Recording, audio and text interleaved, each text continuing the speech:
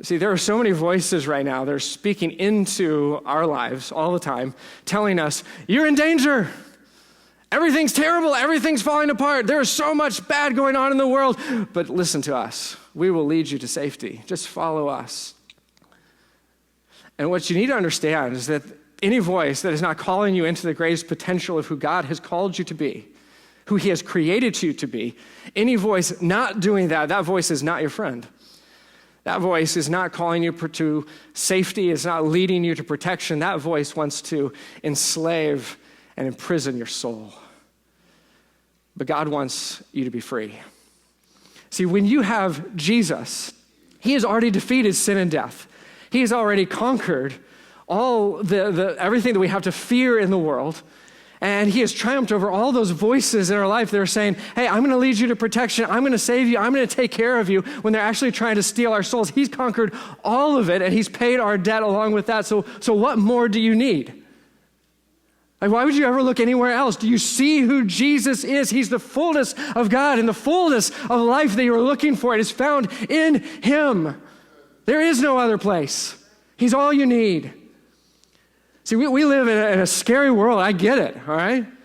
But can I tell you that the safety and the security and the peace that we are looking for, and we're looking in all the wrong places, and we're reaching out for all our little coping mechanisms and all the rest of it, you will not find it apart from Jesus. Everything else is just talk. They're just trying to trick you. They're trying to set you up. And they cannot actually conquer any fear that you have in your life. You realize that, right? Like, they can disguise it. They can numb it, they can distract you, they can make you forget about it for a little while, but they have never conquered, those voices have never conquered any fear that you have in your life, not once. Can I tell you, I'm just going to put some pressure on this. Look, drinking is never going to solve any fear that you have. It's never worked. Drugs have never conquered any fear in your life. You might forget about what you're afraid of, but they are not conquering anything. Pornography does not conquer any fear in your life. Binge watching, Netflix, and Hulu, and ESPN, and Fox News, and MSNBC, or whatever that is for you, has never conquered any fear, has never defeated anything in your life. Eating a box of chocolates, man, I wish it would work, right? I mean, just give me a gallon of chocolate ice cream. I wish it's never conquered anything in your life. Shopping has never conquered any fear in your life. See, all those things, all those coping mechanisms, all those little things that we grab hold of and we're like, oh, this just make me feel a little bit better. They have never conquered anything in your life that you actually have reason to be afraid of, because you don't have reason to be afraid of it anymore. They don't conquer anything, but Jesus has already conquered all of it. And I know some of this is uncomfortable, but maybe hitting a little too close to home, okay? But I want you to hear me. I'm not trying to make you feel guilty. God isn't trying to make you feel guilty. He wants to break you out of the prisons that we create for ourselves. Because you are not made for bondage. You are not made for captivity. You are not made to be imprisoned.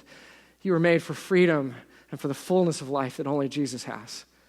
And he has already conquered all of it. He has already paid your debt in full. He is all you need. He's all you need.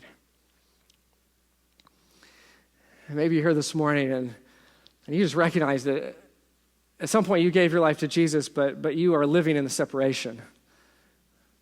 You begin a little bit further and further away, and you're depending a little bit more and a little bit more on these other things that make you feel a little bit better, kind of numb the pain a little bit, make you feel like you have a little more control in your life. And I just want you to know that you don't have to give yourself to them anymore.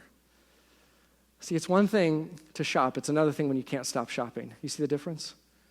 It's one thing to watch a TV show. It's another thing when you can't stop watching TV shows. It's one thing to enjoy a meal. It's another thing when you can't stop stress eating. I see, these are the things that we grasp hold of. I want you to know that in Jesus there is victory, there is freedom, and you don't have to give yourself to those things anymore. He is all that you need. And if you're here this morning and you've never given your life to Jesus, I want you to know that that gap still exists for you. Those things, they do have power over you in some sense. But when you give your life to Jesus, he steps into that space and he says, I have paid your debt in full. There's forgiveness. There's reconciliation. You can be united again with God with Jesus, and in him you find the fullness of life that you were created for. That's the invitation.